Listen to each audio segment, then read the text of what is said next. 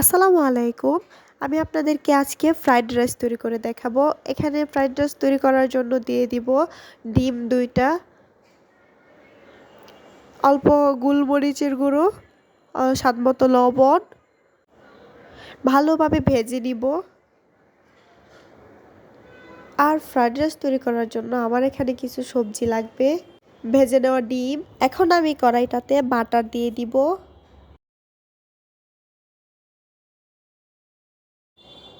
দিয়ে দিব পরিমাণ মতো রসুন কুচি।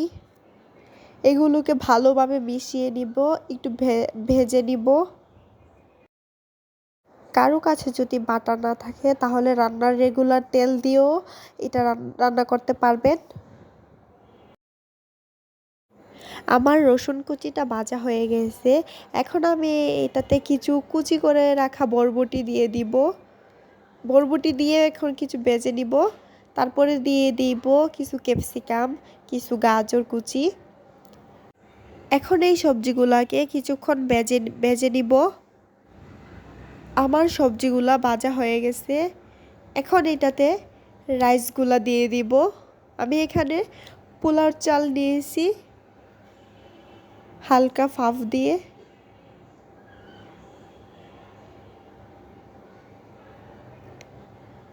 এটাকে এখন ভালো করে মিশিয়ে কিছুক্ষণ ভেজে নিব। দিয়ে দিলাম কিছু গোলমরিচ গুঁড়া, সয়া সস, চিলি সস আর টমেটো সস। ভালোভাবে মিক্স করে আরও কিছুক্ষণ ভেজে নিব। আমার এখানে আরও একটু সস লাগবে, তার জন্য আমি আরও একটু টমেটো সস দিয়ে দিলাম।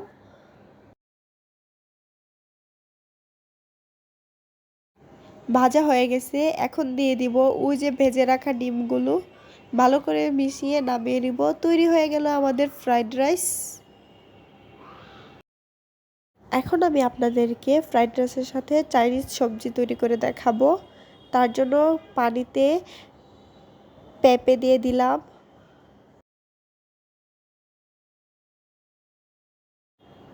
দিয়ে দিলাম গাজর কুচি,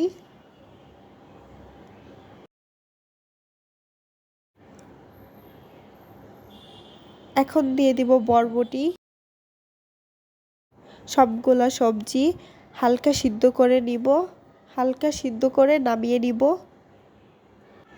আমার সবজিগুলা সিদ্ধ হয়ে গেছে, এখন নামিয়ে নিব। এটাও আমি বাটার দিয়ে করব, আপনারা চাইলে রান্নার রেগুলার তেল দিয়েও করতে পারেন। দিয়ে দিলাম কিছু রসুন কুচি, হালকা ভেজে নিব। দিয়ে দিলাম কিছু কুচি করে রাখা ক্যাপসিকাম।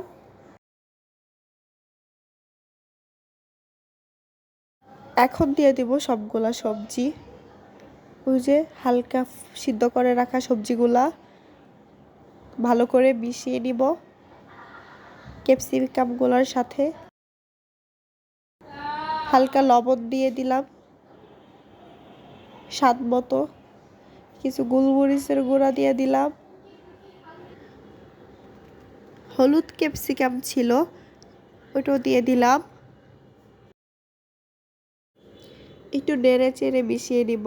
এখন দিয়ে দিলাম পেঁয়াজ, আবারও ভালো করে মিশিয়ে নিব পেঁয়াজগুলোর সাথে।